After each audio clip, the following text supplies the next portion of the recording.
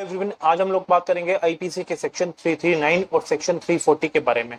Section 339 wrongful restraint के बारे में बात करता है, सदोष अवरोध के बारे में बात करता है, और section 340 wrongful confinement that is सदोष परिरोध के बारे में बात करता है। अब बात करें सेक्शन 339 सदोष अवरोध के बारे में, उसके लैंग्वेज को पढ़े तो जब एक व्यक्ति किसी दूसरे व्यक्ति को स्वेच्छापूर्वक ऐसी बाधा डालता है, वॉलंटरी ऑब्स्ट्रक्ट करता है कि उसे उस दिशा में, उस डायरेक्शन में जिसमें जाने का उसे अधिकार है, याद रखिएगा इसमें अधिकार होना चाहिए, उस दिशा में जाने से रोक देता है या प्रिवेंट करता है, तो वो सदोष अवरोध रॉन्गफुल रिस्ट्रेंट करता है, यह कहा जाता है। फॉर एग्जाम्पल, मान लीजिए एक व्यक्ति दिल्ली से चलकर अमृतसर जाना चाहता है और उसे उस मार्ग में जाने का अधिकार भी है। एक दूसरे व्यक्ति उसे वहां जाने से, अमृतसर जाने से, दैट मीन्स एक लिमिटेड डायरेक्शन और एक पर्टिकुलर डायरेक्शन में जाने से रोक देता है, जहां पर जाने का उसे अधिकार है।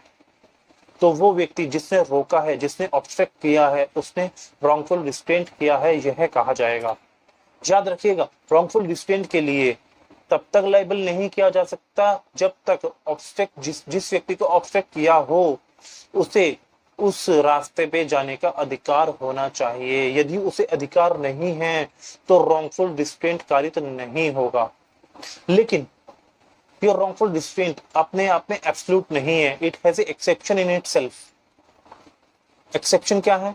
भूमि या जल के किसी प्राइवेट मार्ग पर बाधा डालना, जिससे बाधा डालने वाले को यह सद्भावना पूर्वक विश्वास है कि उसे बाधा डालने का विधिपूर्ण अधिकार है, उसे लॉफुल राइट है करने का, तो वह व्यक्ति रॉन्गफुल रिस्ट्रेंट कारित नहीं करता, यह कहा जाएगा।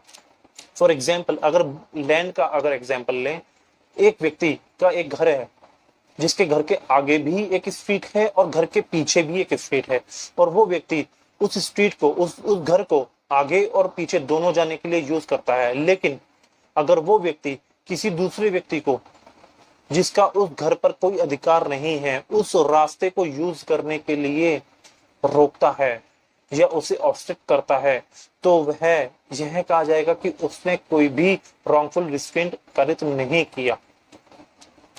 अब अगर बात करें जल की, पानी का ऐसा रास्ता, ऐसा प्राइवेट मार्ग, मान लीजिए एक गांव में एक तालाब है और वो तालाब एक गांव को दूसरे गांव से जोड़ता है, और वो तालाब एक साहूकार का पर्सनल तालाब है, और वो साहूकार उस तालाब को एक गांव से दूसरे गांव में जाने के लिए यूज भी करता है। लेकिन यदि साहूकार उस तालाब का प्रयोग करने के लिए किसी थर्ड पर्सन को रोक देता है, ऑब्स्ट्रक्ट करता है, तो यह कहा जाएगा कि उसने कोई भी रॉन्गफुल रिस्ट्रेंट कारित नहीं किया, क्योंकि उसका वो पर्सनल तालाब है, पर्सनल मार्ग है।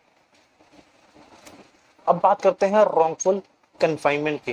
रॉन्गफुल कन्फाइनमेंट, जब एक व्यक्ति किसी दूसरे व्यक्ति का इस प्रकार से रॉन्गफुल रिस्ट्रेंट करता है, रॉन्गफुल रिस्ट्रेंट करता है, सदोष अवरोध करता है कि दूसरे व्यक्ति को एक निश्चित परिसीमा से, एक लिमिटेड बाउंड्री से बाहर जाने से प्रिवेंट कर देता है या उसे रोक देता है, तो वो रॉन्गफुल कन्फाइनमेंट करता है, यह कहा जाएगा। फॉर एग्जाम्पल, मान लीजिए एक व्यक्ति ने एक दूसरे व्यक्ति को एक कमरे में बंद करके बाहर से ताला लगा दिया, दैट इज लिमिटेड बाउंड्री, क्योंकि कमरा एक लिमिटेड बाउंड्री हो गई, और अगर बाहर से ताला लग गया है तो जो अंदर व्यक्ति है कमरे के, वो बाहर नहीं जा सकता। तो जिसने ताला लगाया है उसने रॉन्गफुल कन्फाइनमेंट किया है उस व्यक्ति का। इसी के फर्दरेंस में एक बहुत ही लैंडमार्क जजमेंट आया।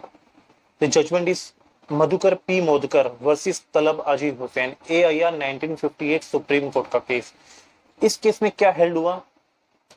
हेल्ड ये हुआ कि अगर एक्यूज्ड पर्सन ने कोई बेलेबल ऑफेंस किया है और उसने बेलेबल ऑफेंस के लिए बेल पत्र भी दे दिया है और उसका जमानत पत्र स्वीकार भी हो गया है, उसको आदेश दिया गया है कि वो जमानत पत्र छोड़ दिया जाए, लेकिन फिर भी पुलिस ऑफिसर उसे नहीं छोड़ता है, तो पुलिस ऑफिसर रॉन्गफुल कन्फाइनमेंट के लिए लायबल होगा। और रॉन्गफुल रिस्ट्रेंट और रॉन्गफुल कन्फाइनमेंट के बारे में इतना ही। Thank you so much.